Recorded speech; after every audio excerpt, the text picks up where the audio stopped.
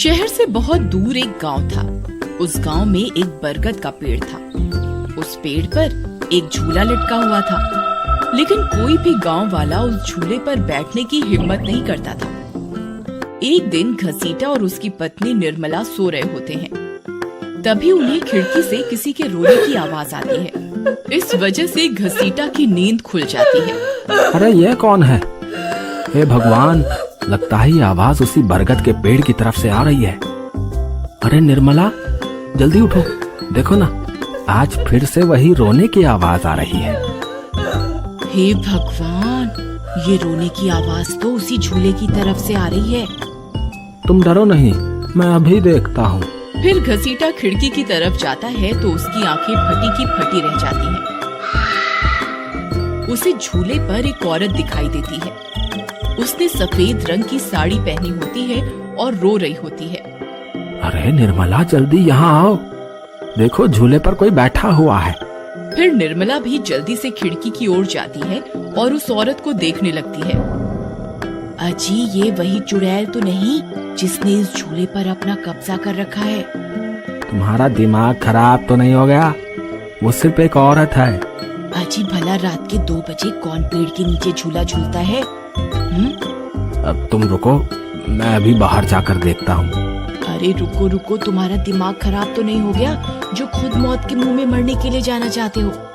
मैं आपको कहीं नहीं जाने दूंगी। तभी वह चुड़ैल अचानक से गायब हो जाती है। ये सब देखकर वे दोनों डर जाते हैं।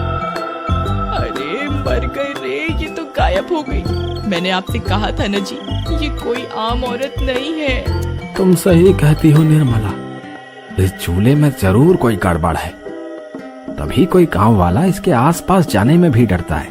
अजी, आज तक तो हमने इस झूले के बारे में सिर्फ अफवाहें ही सुनी थी, आज तो अपनी आंखों से देख लिया। मैं अब इस घर में और नहीं रहने वाली।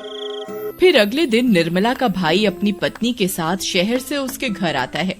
अरे निर्मला बहन, तुम कहाँ हो? अरे भाई, तुम आज तुम्हें अपनी बहन की याद कैसे आ गई? बस ऐसे ही, बहुत दिन हो गए थे तो मैंने सोचा अपनी प्यारी बहन से मिल लूं आज। फिर वे लोग पूरा दिन हंसी मजाक करके बिता देते हैं। और फिर रात होने पर, बबलू भाई, तुम नीलू के साथ इस कमरे में सो जाओ, हम साथ वाले कमरे में सो जाते हैं। और हाँ, तुम्हें किसी चीज की जरूरत हो तो मुझे बता देना। फिर इतना बोलकर निर्मला अपने कमरे में सोने के लिए चली जाती है। फिर कुछ देर के बाद नीलू की नजर खिड़की के बाहर उस झूले पर पड़ती है। अजी, इधर आइए, वो देखिए, वो पेड़ के नीचे एक झूला लगा हुआ है। हमारे शहर में तो ऐसा कहीं देखने को नहीं मिलता।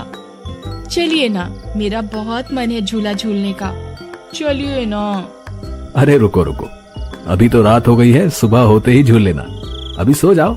फिर इतना बोलकर बबलू सोने चला जाता है, लेकिन नीलू उसी झूले को देखती रहती है।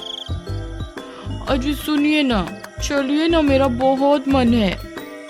लेकिन बबलू नीलू की बात को अनसुना कर देता है और सो जाता है। फिर नीलू सोचती है, अरे ये झूला तो एकदम घर के पीछे ही है, मैं खुद ही चली जाती हूँ। फिर इतना सोचकर नीलू घर से अकेले ही निकल पड़ती है और सीधा उस झूले के पास पहुंच जाती है। अरे वाह, जैसा मैंने सोचा था ये तो बिल्कुल वैसा ही निकला। आज तो मजा ही आ गया। फिर नीलू उस झूले पर बैठ जाती है और झूला झूलने लगती है और गाना गाने लगती है। पंछी बनूं, उड़ती फिरूं मस्त गगन में, आज मैं आजाद हूँ दुनिया के चमन में।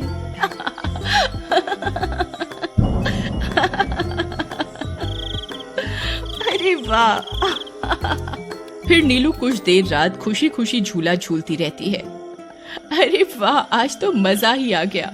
चलो अब घर चलती हूँ, अगर इनकी नींद खुल गई तो ये बहुत नाराज हो जाएंगे। फिर जैसे ही नीलू उस झूले से उतरने लगती है तो उसे महसूस होता है कि किसी ने उसे पकड़ कर रखा है और वो झूले से नीचे नहीं उतर पा रही। वो बहुत डर जाती है। अरे अरे ये क्या, कौन है जिसने मुझे पकड़ कर रखा है? वो इधर उधर देखती है लेकिन उसे कोई दिखाई नहीं देता। अरे मर गई रे, मैं इस झूले से क्यों नहीं उतर पा रही? बचाओ बचाओ, कोई है? अजी सुनते हो, मेरी मदद करो। तभी नीलू की आवाज सुनकर बबलू की नींद खुल जाती है। निर्मला और घसीटा भी उठ जाते हैं और भागते हुए बबलू के पास आते हैं।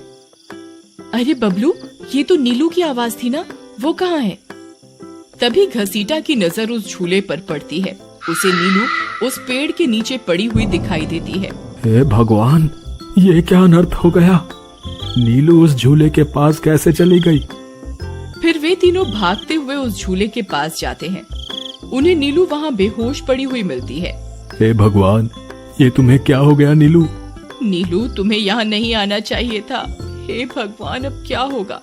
फिर वे सब लोग वापस अपने घर आ जाते हैं और सुबह होने पर नीलू को होश आता है। नीलू, तुम ठीक तो हो ना? आज के बाद कभी उस झूले के पास नहीं जाना। उस झूले पर किसी चुड़ैल का साया है। ठीक है दीदी, मैं आज के बाद उस झूले के पास कभी नहीं जाऊंगी। फिर रात होने पर सब सो रहे होते हैं। तभी नीलू की नींद खुल जाती है। उसकी आंखें लाल हो जाती हैं और उसके पैर उल्टे हो जाते हैं और वो घर से निकलकर झूले की तरफ चल देती है और झूला झूलने लगती है।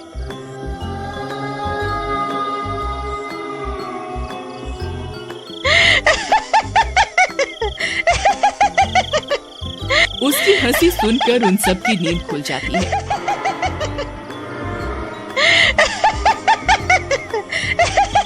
निर्मला और घसीटा भागते हुए बबलू के कमरे में आते हैं और नीलू को वहां ना पाकर परेशान हो जाते हैं। हे भगवान, अब ये नीलू कहाँ चली गई? फिर वे सब खिड़की से झांक कर देखते हैं तो उनकी आंखें फटी की फटी रह जाती हैं। नीलू झूला झूल रही होती है। अरे मर गए रे, ये नास मीठी तो फिर से झूला झूलने चली गई। अरे बेवकूफ बबलू, अपनी पत्नी को संभाल कर नहीं रख सकता क्या? देख तेरी पत्नी आधी रात को कैसे झूला झूल रही है। दीदी, मुझे माफ कर दो। मैंने इसे समझाया भी था कि उस झूले की तरफ कभी मत जाना। अरे जल्दी चलो, हमें अभी नीलू के पास जाना होगा, कहीं कोई अनर्थ ना हो जाए। फिर वे तीनों भागते हुए उस झूले के पास पहुंच जाते हैं। ए नास मीठी नीलू, चल जल्दी से इस झूले से नीचे उतर। तुझे कल भी समझाया था ना इस झूले की तरफ नहीं जाना। एक बार में समझ नहीं आता क्या?